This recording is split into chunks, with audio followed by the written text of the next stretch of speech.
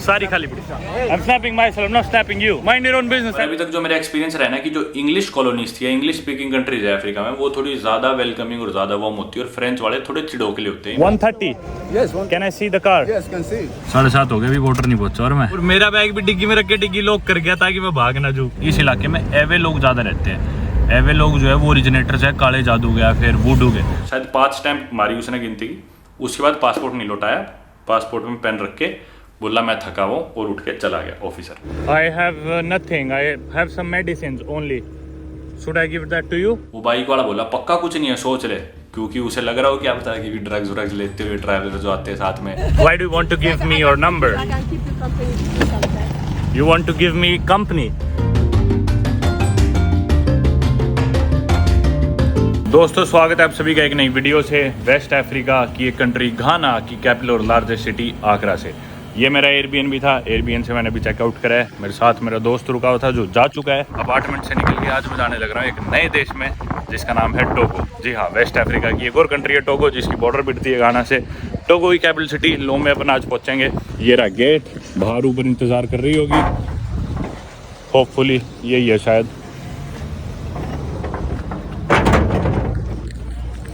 6320 है इसके नंबर। हाँ वो अगली गाड़ी है 6320 छोटे वाली। ऊबर में बैठते हैं और पहले कुछ खाने चलते हैं, खाना खा के फिर पहुंचते हैं अगले देश।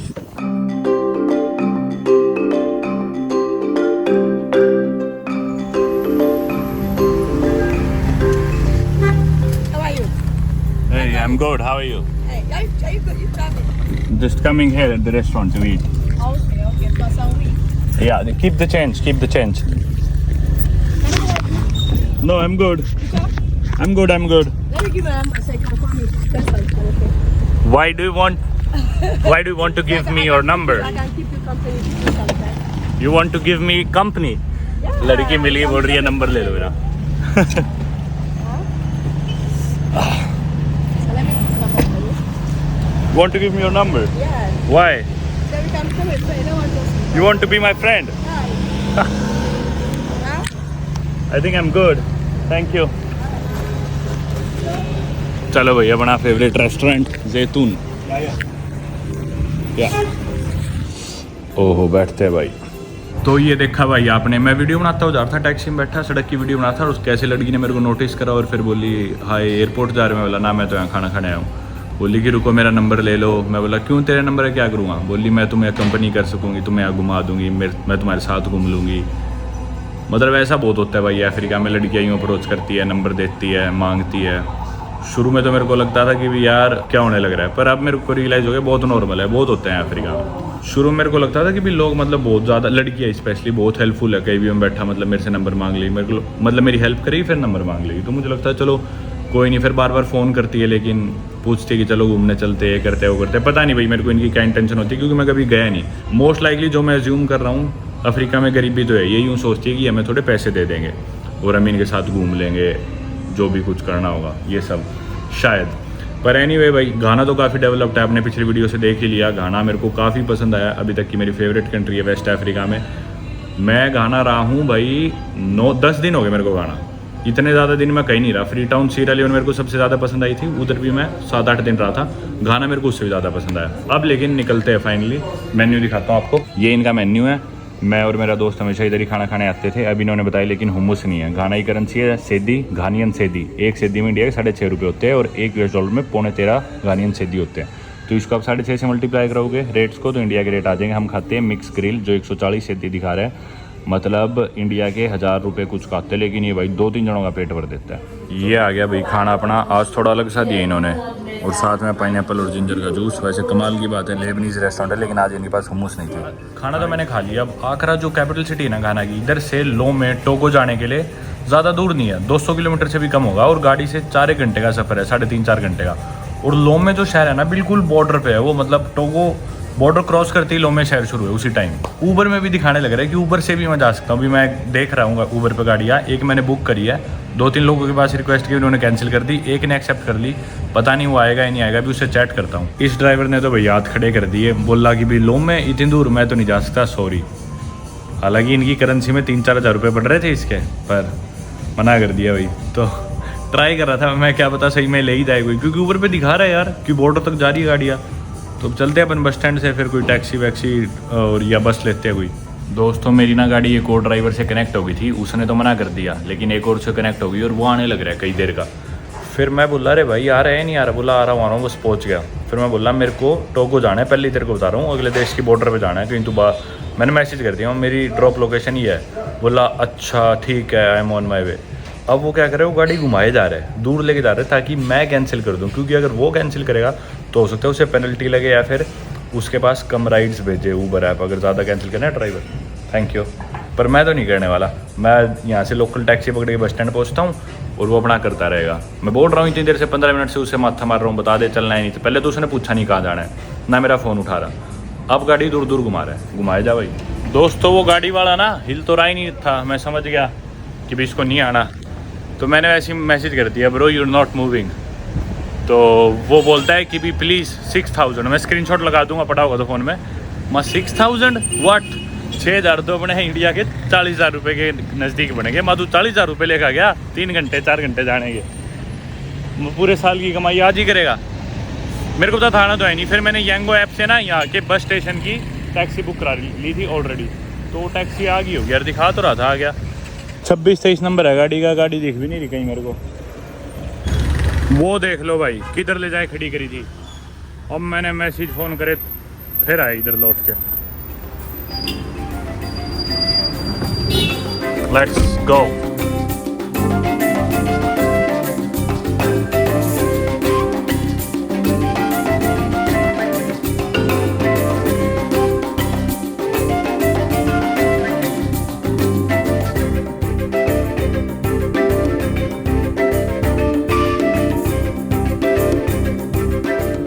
आगे भाई बस स्टैंड, टुड्डू नाम है इस जगह का, आगरा में टुड्डू।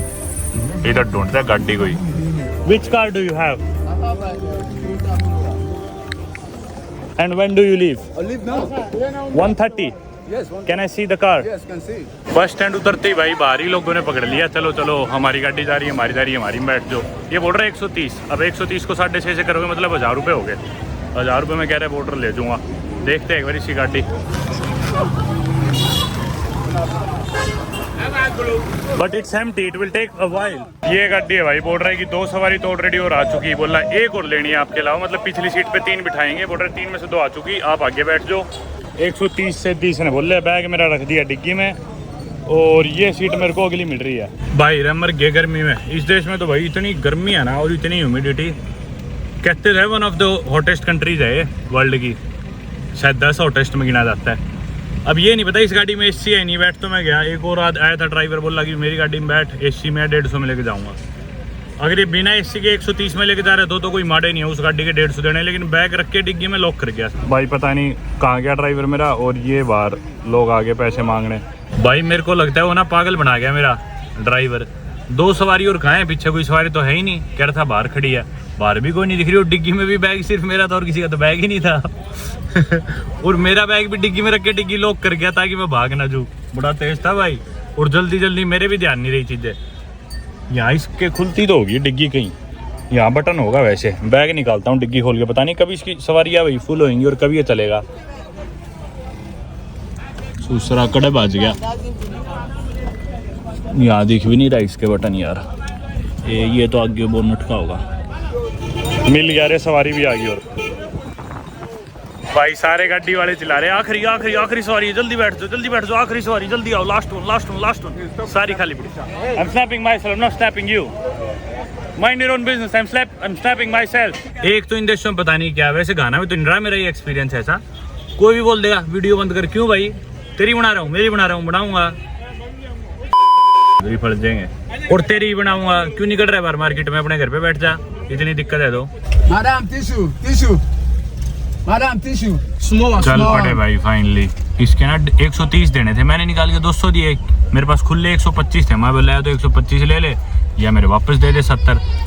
इधर ना ये चीज हमेशा अवॉइड करनी चाहिए, पहले खुले पैसे रखो अपने पास, फालतू पैसे दी बादी लौटाते हैं नहीं लौटाते, अटके रहते हैं पैसे। बोला नहीं मैं भी देता हूँ, पर इसने दे दिए। जैसे देने लगा इधर खिड़की में से एक आदमी हाथ डाल के मेरे पैसे लेने लग रहा, जिस तरह तो उसके पैसे है। फिर मेरे पीछे पड़ गया, दे पैसे मेरे को दे। माँ भाई क्यों दूँ बस स्टैंड पे यहाँ पे ये चीज़ बहुत होती है भाई। चलो भाई फाइनली वेस्ट अफ्रीका की मेरी फेवरेट कंट्री घाना को अलविदा कहते हैं, और मेरी फेवरेट सिटी अफ्रीका में आकरा। बहुत मज़ा आया भाई, चलते करो। मेरे पीछे ना भाई एक श्रीमान और एक मोहतरमा बैठे, और जैसे पिछली सीट पे बैठे हो मेरे को काफ़ी पढ़े लिखे लगे, समझदार लगे। बात भी ऐसे कर रहे थे कि भाई हम एक संस्था के लिए काम करते हैं, एक विश्वविद्यालय के लिए यहाँ पे हम कुछ देखने आए थे। लग भी रहा था भाई पढ़े लिखे, काफ़ी मतलब अच्छे लोग लग रहे थे। तो मेरे को भी यूँ था भाई भरोसा से हुआ इन पे काफ़ी। और फिर अभी ये जाने लग रहे हैं, यहाँ से अगला देश है बेनिन, टोगो से बेनिन, बेनिन से अगला देश है नाइजीरिया। ये वहाँ रहते हैं और ये वहाँ जाने लग रहे हैं, और कह रहे हमारे ना पैसे ख़त्म हो गए तो हमें रास्ते में रुकना पड़ेगा मजबूरी में। मुझे तभी थोड़ा सा शक सा हुआ, मेरे को लगा कुछ मतलब गड़बड़ सी हो सकती है, पर चलो कोई नहीं। अब ये हमें बोलने लग रहे कि ना हमारे भी हिंदुस्तान में दोस्त है। ये जो औरत है इन्होंने मेरे को बोला कि मेरा बहुत अच्छा दोस्त है हिंदुस्तान में, ये वो भारत में। तो मैं बोला अच्छा, तो बताइए। बोली अभी उसकी तस्वीर दिखाती हूँ, हमारी बात होती है फ़ोन में, ये देखो वो देखो, मैं सुने। और ये जो श्रीमान थे बोले बार बार कि भी मेरा नंबर लो, मेरा नंबर लिखो, मेरे को उस पर मैसेज लिख के भेजो अभी जल्दी जल्दी।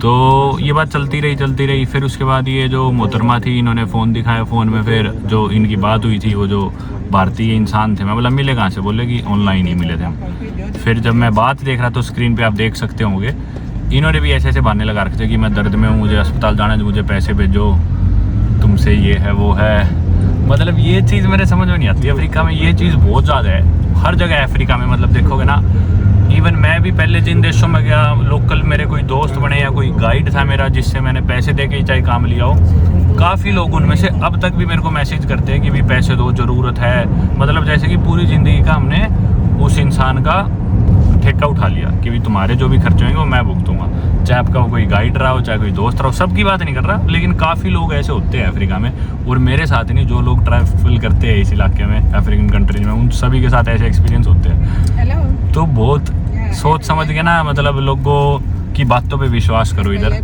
और ऐसे पैसे बांटते फिरोगे ना तो ओलिया काम। ये चीज़ तो मैंने देखी है भाई। यहाँ पे हर इंसान ही पैसे मांगना चाहता है आपसे। हर इंसान सोचता है कि ये बाहर का है, पता नहीं इसके पास कितने करोड़ है, ये हमें दे देगा कुछ करोड़ तो इसका कुछ बिगड़ा नहीं। करोड़ तो नहीं, मतलब डिमांडें तो इतनी छोटी होती है, और कुछ भी बहाने मारेंगे लेकिन आपसे पैसे जरूर लेना चाहेंगे।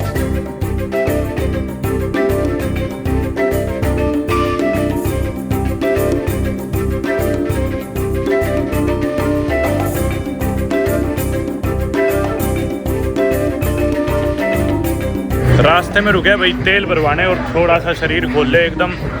मैं तो बहुत देर बैठ जाऊँ ना, गोड्डे बिल्कुल ऐसे हो जाते टाइट, टांगे फिट तो आती नहीं। तेल का रेट देख लो भाई, यहाँ 12.29 में 1.63 लीटर आया है, ये सीधी है। इंडिया की 83 रुपये लीटर का है डीजल है, और पेट्रोल है लगभग 80 रुपये लीटर। सस्ता है, इतना महंगा नहीं है।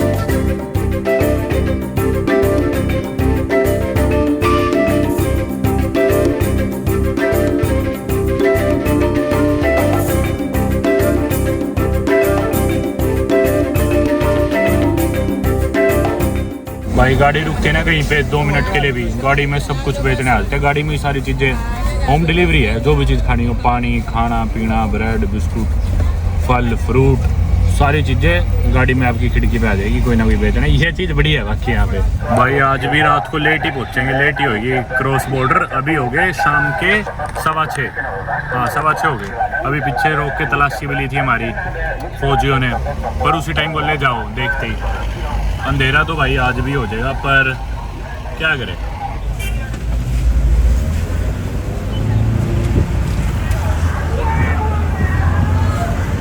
भाई शाम के बज गए 7:30। मैं उठा था सुबह 8:26 पे, नहा धो के 11 बजे चेकआउट कर लिया था मैंने होटल से। फिर खाना खाया, खाना खा के मैंने सोचा 3-4 घंटे का सफ़र है, टाइम से पहुंच जाएंगे। लेकिन भाई ये जो चालक है ना गाड़ी का, रास्ते में कम से कम भाई 15 जगह रोकी होगी। अभी तरबूज लेने हैं, अभी केले लेने हैं, अभी ये सामान वहाँ पकड़ाना है, अभी उसको गाड़ी का ये पकड़ाना है, अभी ये स्पेयर पार्ट, कभी कुछ कभी कुछ। 7:30 हो गए, अभी बॉर्डर नहीं पहुँचा और मैं। पर ये चीज़ अच्छी कि बॉर्डर खुली रहती है यहाँ पे। जिस तरह कई देशों में पीछे अपने देखा 6 बजे बॉर्डर बंद हो जाती है, क्रॉस नहीं कर पाते। ये मेरे को पता था कि खुली होगी बॉर्डर, क्योंकि बाबकेन मेरा दोस्त परसों तरसों ही क्रॉस करके आया है, और एक मेरी दोस्त भी अमेरिकन करके आई थी। लोमे की बॉर्डर से ना अब हम सिर्फ 5 किलोमीटर दूर है। और ये जो इलाका है ना घाना का, मैंने आपको पहले ही बताया था जब मैं आपको उस मार्केट में ले गया था, फेटिश मार्केट में। इस इलाके में एवे लोग ज़्यादा रहते हैं। एवे लोग जो है वो ओरिजिनेटर्स है काले जादू के या फिर वुडू के। तो घाना में भी दिखाए थे। इस तरफ लोमे क्रॉस करके मतलब टोगो में एंटर करे बाद मोस्टली जो एथनिक ग्रुप है यहाँ का 1/3 एवे लोग ही है। मैप देखोगे ना आप लोग तो टोगो बॉर्डर शेयर करते हैं वेस्ट में घाना से, ईस्ट में बेनिन से, नॉर्थ में बुर्किना फासो, साउथ में इसके गल्फ ऑफ गिनी और अटलांटिक ओशन है। तो हम टोगो के वेस्ट से एंटर करेंगे अफलाओ बॉर्डर से, और ये 50 किलोमीटर का स्ट्रेच है। ये पूरा लोमे मेट्रोपॉलिटन एरिया पड़ता है, पूरी जितनी बॉर्डर है सीधा बेनिन तक, जो कि अनेहो है शायद बेनिन की जो बॉर्डर क्रॉसिंग है। तो ये पूरा लोमे शहर ही है, टोगो की कैपिटल सिटी, जो यहाँ से स्टार्ट हो गया इस बॉर्डर से और सीधा बेनिन की बॉर्डर तक वही है पूरा कोस्ट के साथ साथ। Why were they so furious? What happened? I don't know. He was looking for plants. या भाई हालांकि अभी बॉर्डर से 2 किलोमीटर दूर है, लेकिन 4-5 जने आए बाइक वाले, गाड़ी साइड में लगा के उस गेट खोलने लगे। मेरा बोले बैठ जल्दी बैठ बाइक पे।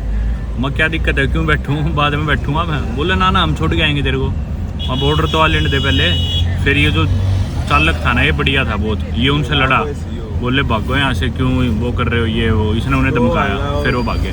ये भाई यहाँ की करेंसी है, मेरे को चेंज भी कराने हैं। 1 सिद्धि में है सेफा 46, क्योंकि आगे की करेंसी सेफा है या XOF या west African franc. What's the rate? I can carry. चलो भाई बहुत बढ़िया ड्राइवर था, उसने मेरे को यार बहुत मदद करी। मतलब सारे मेरे चिपट गए थे, अभी उसने मेरे पैसे एक्सचेंज कराए। अफलाऊ या चल तो ना 1 सिद्धि में 46 से पहुंचे हैं, मैंने चेंज कराए 490 से थी, मेरे को मिले लगभग 22,000 कुछ सेफा। भाई बॉर्डर क्रॉस होगी और एंटर करके अपनी 86वीं कंट्री टोगो, वेस्ट अफ्रीका की एक और नई कंट्री। बहुत सारी कहानी है, आपको बताऊंगा बॉर्डर पे क्या हुआ।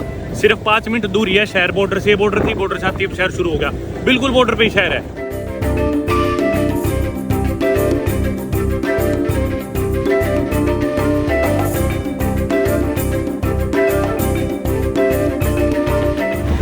Yeah, straight.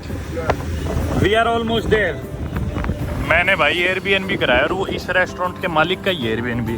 अब नेट तो मेरा चल नहीं रहा, जो मालिक को फ़ोन करूँ रेस्टोरेंट में पूछते हैं।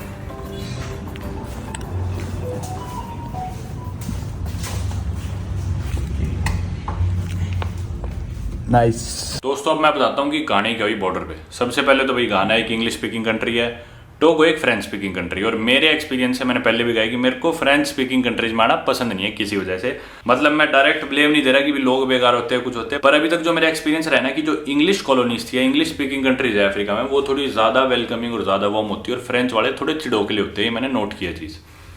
हालांकि हम खुद भी एक ब्रिटिश कॉलोनी है बीइंग इंडियंस, तो उससे आप थोड़ा आइडिया लगा लो। रहे तो चलो हम भी गुलाम है, ये भी गुलाम रहे। और मैंने नोटिस किया कि जो अंग्रेजों के गुलाम रहे ना वो थोड़े ज़्यादा अच्छे लोग मिलते हैं आमतौर पर।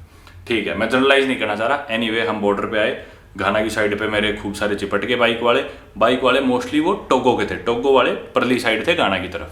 वो चिपट के जो हमारा ड्राइवर था वो बहुत मददगार था भाई, उस बंदे ने, उसका नाम एवरीडे था तो वो एवे भाषा जानता था, क्योंकि इस इलाके में एवे लोग रहते हैं। एवे भाषा में उसने जो फालतू के लोग थे उन्हें धमका के भगा दिया पहले, लेकिन बॉर्डर की ओर नजदीक आए तो फाइनल बस यूँ था कि ये बॉर्डर क्रॉस करनी है। तो उसने एक इंसान की जिम्मेदारी लगा दी कि ये तेरे को बॉर्डर क्रॉस करा देगा। उसने मेरे पैसे भी चेंज करवाए। अब वो इंसान, मैं बोला भाई कितने पैसे लेगा तू बॉर्डर क्रॉस कराने के और मेरे को मेरे होटल छोड़ने के। मैंने पहले सारा एड्रेस दी, वो मेरा बैग उठा के चल पड़ा अपनी बाइक पे। मैं बोला पहले पैसे फाइनल कर, तो बोला भाई 5,000 सेफा लूँगा। अब 5,000 को आप 7.3 से डिवाइड करोगे तो इंडिया के रुपए आ जाएंगे, देख लो कितने 700 रुपये कुछ बनते होंगे शायद। तो मैं बोला ना यार 5,000 तो बहुत ज़्यादा है, बॉर्डर से मेरा होटल है ही 5 मिनट दूर सिर्फ, और मेरा जो दोस्त है बाप के उसने बॉर्डर खुद क्रॉस करी थी और बाद में वो 400 सेफा का, वो 5,000 मांग रहा है, वो 400 सेफा का बाइक लेके खुद चला गया था शेयरिंग में। 400 सेफा कितने होंगे, 50-60 रुपये होंगे शायद, इतने की वो बाइक लेके चला गया था। सस्ता है टोगो, इसका मतलब ठीक है। इन देशों में होटल्स वगैरह ये सारी चीज़ें महंगी है, पर ये लोकल ट्रांसपोर्टेशन ही आमतौर पर गरीब लोग चलाते हैं, सस्ते ही होते हैं। अब मैं बोला भाई 5,000 तो बहुत ज़्यादा है, मैं तेरे को 3,000 दे दूंगा। लेकिन क्योंकि वो क्या करने वाला था, वो मेरे को बॉर्डर पे सारा टाइम साथ रहने वाला था और मेरे को पता था टोगो वाले इमिग्रेशन पे इंग्लिश नहीं बोलेंगे, फ्रेंच बोल लेंगे, और फिर जब गरारी सी अटकेगी तो पैसे भी मांगेंगे। मैं प्रिपेयर था इसी चलिए, क्योंकि अफ्रीका में पैसों के बिना तो बॉर्डर क्रॉसिंग और कोई चीज़ सरकारी ऑफिशियल काम होता ही नहीं है, वो तो फिक्स्ड ही है। अब लेकिन वो मेरे को बाइक पे उठा के ले गया। पहले आई घाना की इमिग्रेशन, घाना वाले अच्छे थे, मेरा पासपोर्ट देखी खूब खाली थी इमिग्रेशन, रात के बजे थे 8, अभी 8:30 हुए, 7:50 हुए थे उस टाइम। तो वो लेडी थी एक, उसमें वो बोली कि अरे तुम तो बहुत घूमते हो, घाना वाले बात भी कर रहे थे मेरे से, एवे भाषा बोलने लगे। मैं बोला एवे तो नहीं आती, इंग्लिश आती है। फिर बोले आगे कैसे बोलोगे, फ्रेंच नहीं आती तुम्हें? बोला ना फ्रेंच नहीं आती मुझे। एनीवे बात चली, उन्होंने पासपोर्ट स्टैम्प मारी, बोले ठीक है आप जाओ, थैंक यू सो मच। अच्छा रहा, बाहर निकला मैं। अब क्या वो बंदा रोज बॉर्डर क्रॉस कराता था तो एटलीस्ट उसे जानते थे पुलिस वाले, ये मेरे को थोड़ा सा फायदा हुआ। फिर एकदम से उसके बाहर निकलती है, आ गया टोगो का येलो फीवर कार्ड दिखाओ। मतलब एक बिल्डिंग में दोनों इमिग्रेशन थी। ये मैंने आज तक, मैं 86वीं कंट्री है मेरी, और मैंने बहुत सारी कंट्रीज लैटिन अमेरिका में, अफ्रीका में, यूरोप में तो चलो पता नहीं कितनी, मेरे ख्याल से ज़्यादातर कंट्री शायद मैंने बाई लैंड ही क्रॉस करी हो शायद, हाँ।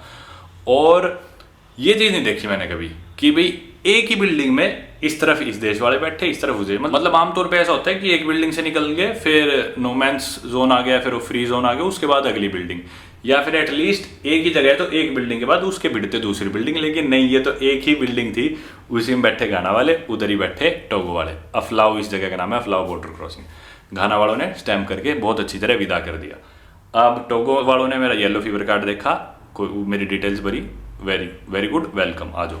इमिग्रेशन पे गया, सिर्फ फ्रेंच बोल रहे थे ऑब्वियसली, चलो कोई नहीं, इनकी भाषा है, कोई बुराई नहीं है, जो भी भाषा इनकी है वही बोलेंगे, मैं तो टूरिस्ट हूँ, मेरी भाषा थोड़ी बोलेंगे। उन्होंने मेरा वीज़ा देखा, वीज़ा वाहिगुरु ट्रैवल्स ने मेरा अरेंज करवा रखा था, थैंकफुली। पेपर वीज़ा था वो, ई वीज़ा था जो भी, उसके बेसिस पे उन्होंने सारी डिटेल्स दिख रही थी उन्हें, पर एक फॉर्म और दिया, बोले फॉर्म और भरो। उस फॉर्म में मैंने पेन से दोबारा सारी चीज़ें भरी। फिर उन्होंने मेरा पूरा पासपोर्ट भर के इतनी स्टैंप्स लगाई, कम से कम 5 स्टैंप लगाई होगी। पहली बारी किसी देश में मैंने देखा होगी 5 स्टैंप्स लगाई हो पासपोर्ट पे, एक स्टैंप बड़ी, फिर एक छोटी, एक छोटी। अब मेरा जो वीज़ा है वो वैलिड है 4 तारीख से लेके 18 तारीख तक, लेकिन पासपोर्ट में जब उसने स्टैंप लगाई तो उसने वैलिडिटी लिखी 17 तारीख तक। हालांकि मैं आज 11 तारीख को घुस रहा हूँ, वीज़ा मेरा 4 तारीख से ही वैलिड हो गया था। लेकिन जब वीज़ा मेरा 18 तक वैलिड है तो तुम 17 तक क्यों मुझे दे रहे हो एंट्री? एनीवे चलो, मेरे समझ में नहीं आई ये चीज़। उसके बाद एक स्टैंप मारी, दूसरी मारी, तीसरी मारी, चौथी मारी, शायद 5 स्टैंप मारी उसने गिनती की।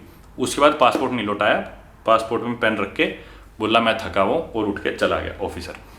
अच्छी बात ये थी अभी तक मेरे से किसी ने पैसे नहीं मांगे, कोई बुरा एक्सपीरियंस नहीं था। टाइम बहुत लग रहा था, वो बात सच है। अब वो ऑफिसर चला गया और वो लगभग 5 मिनट नहीं आया, 5-7 मिनट हम खड़े हैं वहाँ पे, मैं और वो जो बाइक वाला आदमी है खड़े कि भी आएगा, बस उसे मुझे पासपोर्ट थमाना था। अब पता नहीं वो एक्सपेक्ट करे कि मैं पैसे दूंगा या जो भी है, एटलीस्ट उस बंदे को वहाँ लोग जानते थे, जो मैं एक्स्ट्रा पैसे दे रहा हूँ बाइक के, वो उसकी जान पहचान में कवर अप हो गया, वरना मुझे उधर भी देने पड़ते। लकीली वो ऑफिसर आता है 5-7 मिनट बाद, दूसरे ऑफिसर को देता है, वो भी देखता है पासपोर्ट और मेरे को दे देते हैं, बिना पैसे लिए मेरे को पासपोर्ट पकड़ा दिया जाता है। सारा प्रोसेस स्मूथली हो गया, टाइमली तो नहीं कहूँगा। उसके बाद फिर बाहर निकलते हैं, फिर उनका कस्टम्स आना था दोबारा। अच्छा, एक कस्टम्स पहले भी था, तो कस्टम वालों ने मेरा बैग नहीं देखा क्योंकि वो बंदा लोकल साथ था। फिर बाद में वो कस्टम वाला बोलते कि अब तेरा बैग दोबारा देखेंगे, शायद टोगो कस्टम्स वाले, बोला तेरे बैग में कुछ सामान है तो मेरे को दे दे अभी। मैं बोला मेरे पास दवाइयाँ है, और दवाइयों को लेके मेरे को गाम्बिया बॉर्डर पे परेशान करा था, तो मैं बोला मेरे पास दवाई है बुखार की, पेट दर्द की, सिर दर्द की, इसके अलावा मेरे पास कुछ नहीं है। वो I have nothing. I have some medicines only. Should I give that to you?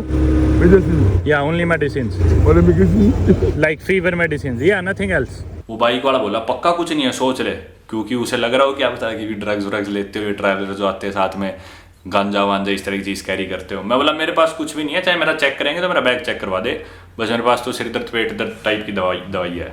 अब उन्होंने रोका बैग चेक करने वालों ने, और वो बाइक वाला खुद ही नहीं बोल रहा ना ना ना हम जा रहे हैं, छोड़ो, पुलिस वालों को बोल रहे ना ना हम जा रहे हैं, हम नहीं करा रहे चेक, और उसने बाइक भगा ली। अब वो भी शायद उसे जानते थे, उन्होंने इतना बॉदर नहीं करा। वो बाइक लेके मैंने करा रखा था एयरबीएनबी बुक, ये जो आप कमरा देखने लग रहे हो, स्क्रीन पे वीडियो आने लग रही होगी, ये मैंने अभी रास्ते में ही बुक कराया था। अभी मेरे पास यहाँ का सिम कार्ड नहीं है, ये मेरे को पड़ा था इंडिया के लगभग 7-7.5 हज़ार का, 2 रातों के लिए अभी मैंने बुक कराया। और ये दिक्कत है बस, इस तरह की चीज़ें यहाँ पे बहुत महंगी होती है, क्योंकि इतने होटल्स वगैरह और चीज़ें है नहीं, इतनी टूरिस्ट फ्रेंडली जगह है नहीं। एनीवे होटल में उसने मेरे को छोड़ा, होटल में छोड़ के मैंने उसे दिए 5,000 सेफा, क्योंकि मेरे पास खुले नहीं थे 3,000। अब वो 5,000 का नोट लेता है, नो डाउट उस बंदे ने मेरी बहुत मदद करी। ये काम जो उसने मेरा आधे घंटे में करा दिया, मेरे को इस काम के 1.5 घंटे लगते और मेरे पैसे ही फालतू लगते। लेकिन बात तो भाई 3,000 की हुई थी, और उसको तो पता था कि टाइम इतना ही लगना है, उसके हिसाब से वो सही टाइम पे लाया, पर उसने मेरे 5,000 नहीं लौटाए, बोला कि भी नहीं 5,000 लगेंगे। मैं बोला जब मेरी 3,000 में तेरे से बात हो रखी है तो तू 5,000 की बात के ले रहा है। बोला कि नहीं इतना टाइम लगा, वेट करी। मैं बोला तू सारा दिन तेरा ये काम है रोज बॉर्डर क्रॉस करना, तेरे को यूँ नहीं पता कितना टाइम लगेगा। बोला नहीं ऐसे वैसे। तो अब वो कई देर मेरी उससे बहस होती रही। मैं बोला चल ठीक है, तू 4,000 रख ले, मेरे को 1,000 वापस दे दे। वो बोला नहीं नहीं बॉस बॉस बॉस करके कि भी जैसे मैं छोड़ दूंगा। फिर बोला एक नॉर्वे का आदमी आया था, पता है वो मेरे को कितने दे के गया? वो मेरे को 10,000 सेफा दे के गया था। मैं बोला तो एक तो वो बेवकूफ़ था पहली बात, और दूसरी बात मैं नॉर्वे का नहीं हूँ। मैं बोला मेरे 4,000 रख ले, ये भी मैं तेरे को फालतू दे रहा हूँ, 1,000 सेफा वापस दे। मैं उसको खुद से भी टिप दे देता, 3,000 में 3,000 इंडिया के 400 रुपये, मैं उसे खुद से भी 150 रुपये फालतू ही देता। पर ये मेरे को उसकी आदत अच्छी नहीं लगी कि रख लिए जेब में, जब 3,000 में बात हो रखी है। मैंने उससे फिर 1,000 सेफा लिए, किसी तरह अलविदा कहा, क्योंकि मेरे में भाई और एनर्जी नहीं थी। मेरे को था चल देगा तो दे देगा, नहीं देगा तो नहीं देगा। अभी 1,000 सेफा इंडिया के शायद 150 रुपये होते हैं। मेरे को पता था भाई 150 रुपये के लिए मैं इतना ही देर माथा खराब करने की मेरे अंदर एनर्जी नहीं है। रखेगा तो रख लेगा, पहले ही रख रहा है फालतू।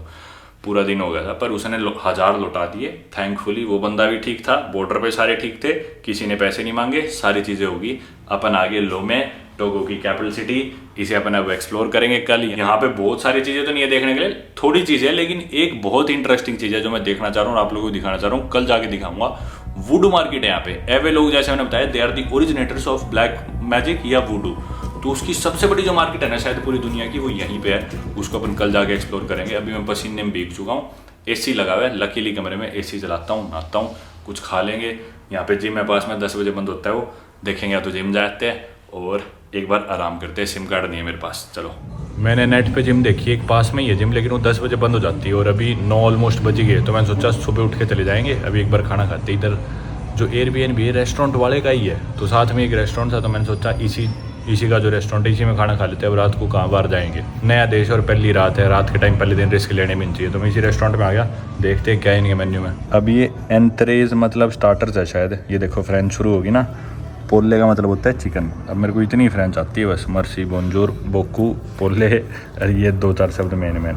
अब ये जो रेट्स हैं ना, सारी इधर सेफा में हो गए, अब सेदी में नहीं है क्योंकि हम नए देश में आ गए। तो इसको 7.3 से डिवाइड करो तो इंडिया के रुपये आ जाएंगे। अब जैसे 7,000 की चीज़ है, इसे 605 से करोगे तो ये $10 से ज़्यादा की बनेगी, मतलब 1,000 रुपये के राउंड की डिश है ये मेन कोर्स है जो भी। तो मतलब बहुत सस्ता तो नहीं है हिसाब से, ये चीज़ों के रेट इतने ही है। ये ड्रिंक्स वगैरह, ये बियर्स वगैरह होंगी। बियर जैसे 1500 दिखा रखी है, तो इंडिया के 200-225 रुपये की बियर है। वेस्ट अफ्रीकन डिशेज़ है ये, और जगह आपको नहीं मिलती जो यूजुअली। ये गाम्बिया की है शायद, सेनेगल और गाम्बिया में खाई जाती है। यासा शायद सेनेगल में खाई जाती है। माफे शायद आइवरी कोस्ट की है। अटीके आइवरी कोस्ट की है शायद, वेस्ट अफ्रीका की। मतलब मैं थोड़ा गलत सोचता हूँ, पर ये वेस्ट अफ्रीका के जितने भी देश हैं ना, गिनी बिसाऊ, गिनी, गाम्बिया, सेनेगल, आइवरी कोस्ट और टोगो, घाना, इन देशों की डिशेज है सारी। और ये है पिज़्ज़ाज और ये है ग्रिल्ड में 2-3 ऑप्शन है नहीं बस। वेज तो मेरे को कुछ ऐसा दिखा ही नहीं, मेरे ख्याल ग्रिल्ड चिकन टाइप ही कुछ खाना पड़ेगा। वेज में सलाद वगैरह है बस। भाई पूरा मेन्यू स्कैन कर लिया, मेरे कुछ समझ में नहीं आया तो मैं बोला भाई तू ही कुछ बता दे, थोड़ी सी इंग्लिश बोलता था भाई। तो ये इनके जोलोफ राइस है। जोलोफ राइस मैंने बताया वेस्ट अफ्रीका में बहुत पॉपुलर है, हर देश कहते हैं हमारे जोलोफ राइस बेस्ट है। Sierra Leone, Nigeria, Ivory Coast, Togo, Benin, हर देश में वेस्ट अफ्रीका में जोलोफ राइस खाए जाते हैं। साथ में चिकन का एक छोटा सा पीस है और ये शायद पेपे है। पेपे मतलब इनकी जो स्पाइसी सॉस होती है वेस्ट अफ्रीका में। पर ये तो चावल से थोड़ा सा, इसमें चिकन है, पता नहीं इसमें पेट भरेगा नहीं भरेगा। खाना खाते खाते एकदम से लाइट चली गई और बिल्कुल अंधेरा हो गया रेस्टोरेंट में। वो तो अच्छी बात थी, खाना मेरा उसी टाइम ख़त्म हो गया था। और किसी तरह पैसे दिए मैंने, 4,400 का बिल आया था। इंडिया के लगा लो अब कितने, 600 रुपये पड़ेंगे शायद वो चावल और चिकन के। और साथ में ये एयरबीएनबी था, मतलब सेम मालिक है वो, रेस्टोरेंट और बार भी और ये एयरबीएनबी भी। तो किसी तरह कमरे में आया, जो स्टाफ साथ था मैंने उनसे पूछा कि भी लाइट कब तक आएगी, बोले कि कोई भी आइडिया नहीं। तो सारे पंखे, एसी, रेस्टोरेंट के, होटल के सब कुछ बंद है। तो मतलब ये है 7,500 रुपये देने पे आपको ये मिलता है दरअसल अफ्रीका में। ये सर्टेनिटी भी नहीं है कि भी लाइट आएगी नहीं आएगी, आएगी तो कब आएगी, इतने पैसे देने के बाद भी। तो इसलिए काफ़ी चैलेंजिंग हो जाता है अफ्रीका में ट्रैवल करना। और घाना जो कि बहुत मॉडर्न था, बहुत डेवलप्ड था इन देशों से कंपेयर करें तो अभी तक वेस्ट अफ्रीका की मेरी जर्नी में मेरा फेवरेट और सबसे ज़्यादा अच्छी और कंफर्टेबल और सस्ती जगह घाना ही थी, सबसे डेवलप्ड भी। उसके बाद वही अब दोबारा अपन आ गए अंडर डेवलप्ड कंट्रीज़ में। टोगो मैं आपको बता दूं दुनिया की one of the least developed countries में से एक कंट्री है। बहुत छोटी कंट्री हालांकि, कल आपको और बताऊंगा इस देश के बारे में, काफ़ी नॉलेज दूंगा। पर भाई अब जो है सो यही है और सोते हैं अब किसी तरह आराम करते हैं। पसीने भी आने स्टार्ट नहीं है क्योंकि रेस्टोरेंट में थोड़ा एसी चल रहा था, थोड़ी देर में आने स्टार्ट हो जाएंगे। पता नहीं नींद आएगी या नहीं आएगी।